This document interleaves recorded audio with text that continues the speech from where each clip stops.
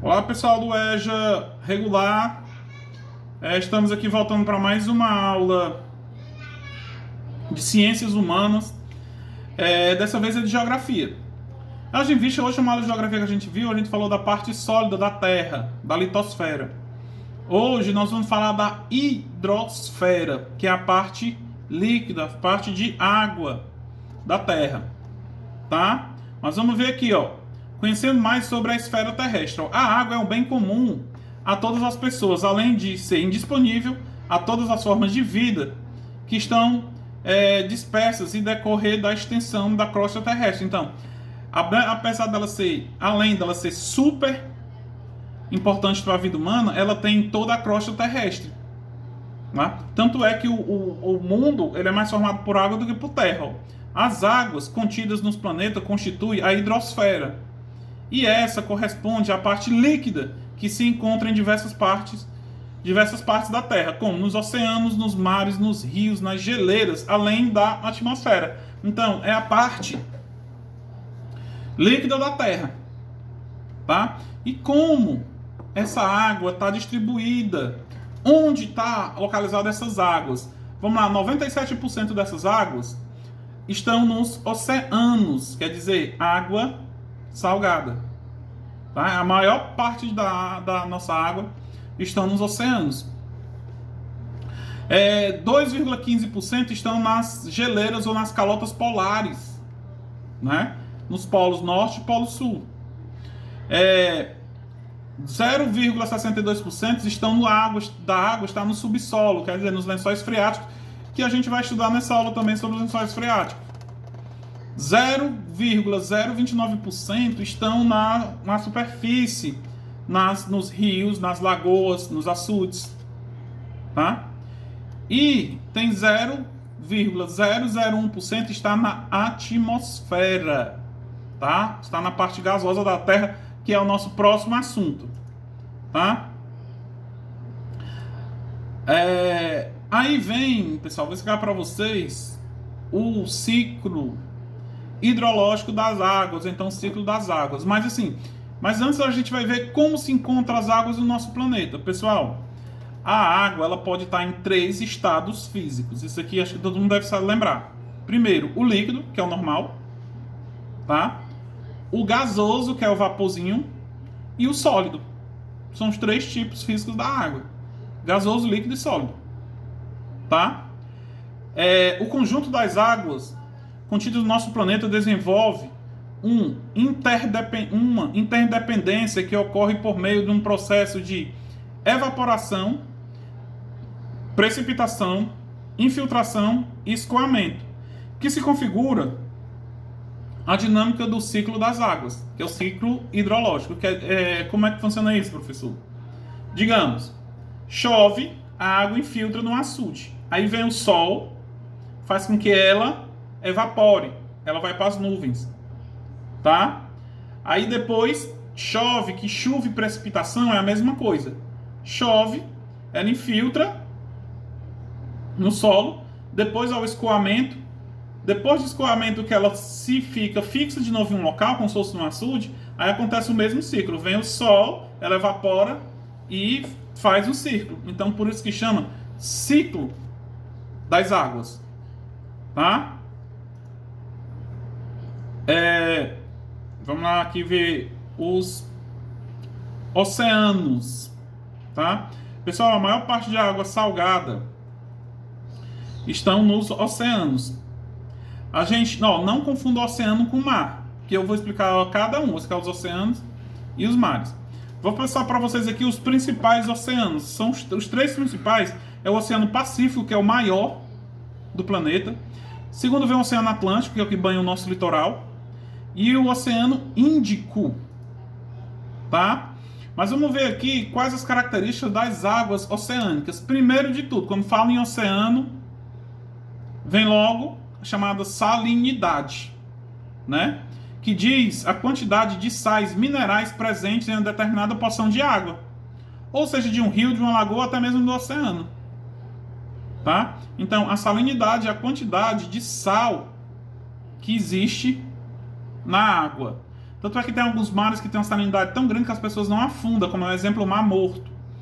O Mar Morto é um tipo, é um braço do mar ou do oceano que as pessoas não afundam porque a salinidade de água, ou a salinidade é muito grande, é muito densa. E lá é chamado Mar Morto porque não tem vida dentro da água pela quantidade de sal que a água apresenta. Tá? Aí tem a temperatura. A temperatura dos oceanos variam em função da latitude e da profundidade dos oceanos. Tá? Aí temos também os movimentos que o oceano faz. Tá? Entre os movimentos se destacam as marés, tá? Que é quando a maré está cheia e a maré está baixa, que recebe influência diretamente da Lua. As ondas, que o que faz com que surjam as ondas é o vento. E as correntes marinhas. Então, esses são os 3 movimentos do oceano. Tá? Vamos ver aqui, eu vou explicar um pouco de cada. Ó. As ondas são formadas pelo vento que sopram na superfície dos oceanos. Quando encontra o litoral, a profundidade diminui e ocorre a arrebentação, ou seja, as ondas dobram e quebram na praia, que chama arrebentação das ondas. Tá? Quando ela faz aquele movimento que ela gira como se fosse girando. Tá? Aí tem as marés. Pessoal, as marés são provocadas pela força que a Lua exerce sobre o oceano. Tá? São provocadas pela força de atração que o Sol e a Lua exercem sobre a Terra. As marés altas permeiam e as baixam o mar. Então, maré alta e maré baixa. A gente sabe que, por exemplo, se chegar na praia de manhã, a maré começa a diminuir, a baixar. E à tarde, a maré começa a subir. Tá? Aí tem as correntes marinhas, porções de águas que atravessam os oceanos a velocidade de 8 a 10 km por hora. O que é que acontece? Vocês já ouviram falar alguma coisa que diz assim, o barco está em deriva? Quando os motores param do barco, ele fica à deriva, ele vai para onde a corrente marinha mandar. Tá? Se a corrente marinha está para um lado... Tanto é que tem uma reportagem que, se a gente tivesse necessário, eu ia mostrar para vocês, um navio de patinhos de plástico afundou na África e esses patinhos chegaram na América, nos Estados Unidos, na América do Norte. Tudo pelas correntes marinhas que levaram eles. Tá? É a mesma coisa que quando alguém morre afogado, que a pessoa diz, o mar já botou para fora, isso é as correntes marinhas que botam para fora. Tá? Algum canto esse corpo vai parar. São as correntes marinhas. Tá? E dentro dos oceanos tem os mares. Tá? Esse final de semana eu estive na praia e estava explicando lá para um aluno meu que foi. Né? Foi uma amiga nossa que ela tem um filho que é meu aluno. Eu estava explicando para ele que aqui no litoral brasileiro a gente não tem mar. Não temos mar. Você não vai, vou tomar banho de mar. Não, você vai tomar banho no Oceano Atlântico. Porque só existem 7 mares. E o único mar que tem na região, no nosso continente inteiro, é só o Mar do Caribe. Lá na América Central. Então a gente não tem mar. Por que a gente não tem mar? Eu vou explicar para vocês. Os mares são uma porção de água salgada que se localizam em áreas costeiras ou do interior dos continentes, separados pelos oceanos. Pessoal, existem 3 tipos de mares. Quais são? O mar aberto ou costeiro é um mar que se comunica com o oceano. Tá? Ele tem contato com o oceano, tem uma abertura para o oceano. Tá? Esses são mares abertos, um desaberto.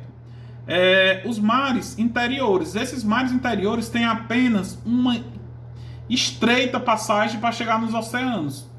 Uma estreita passagenzinha. É diferente do mar aberto que tem uma grande passagem. Tá?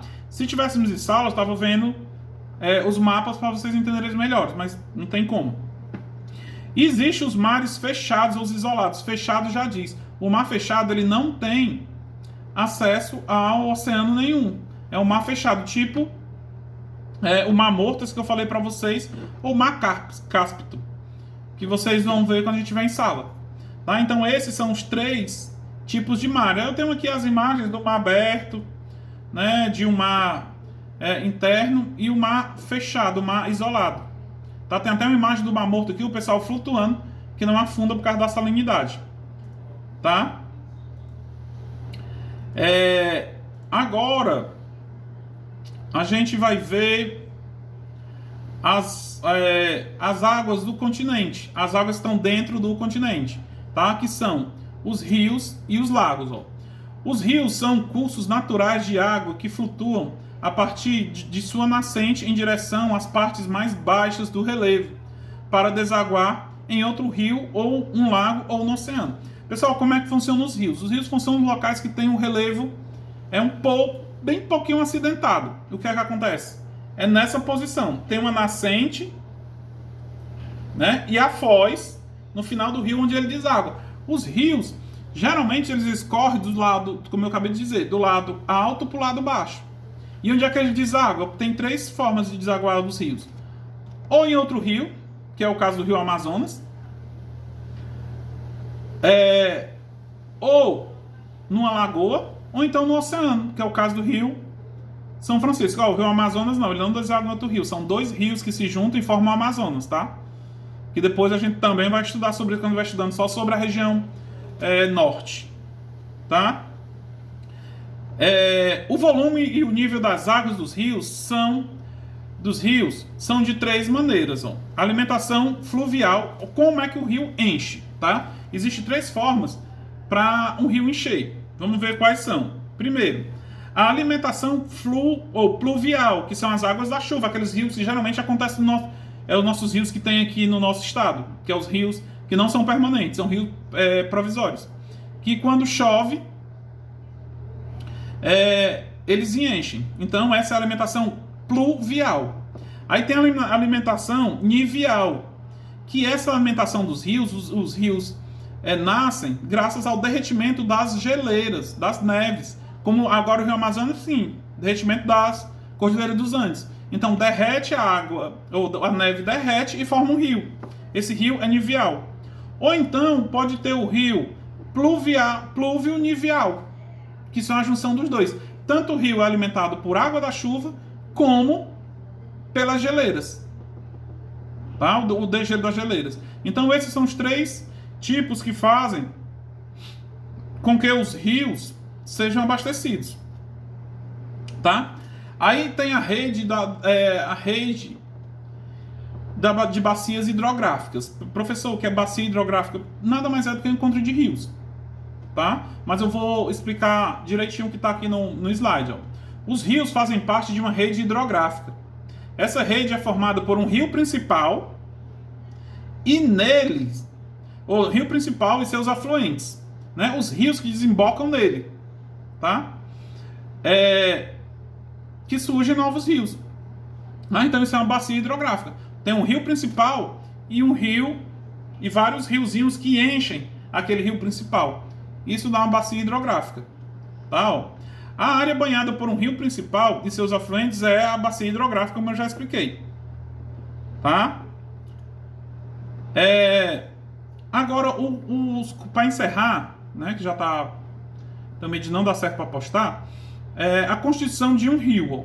O rio tem a nascente, o nome já diz, local onde nasce o rio, situado sempre na ponta mais elevada do terreno, na parte, vou pegar o controle aqui, mais alta do terreno, tá? Aí tem o curso, que é onde o rio percorre, tá? Aí tem a foz do rio, ponto onde o rio termina, ou deságua no mar, ou em outro rio, ou em qualquer local, tá? Ou no oceano, tá bom? Aí tem o leito ou canal, é a faixa de terra abaixo das áreas vizinha onde o rio percorre, o leito do rio, lateral do rio, tá?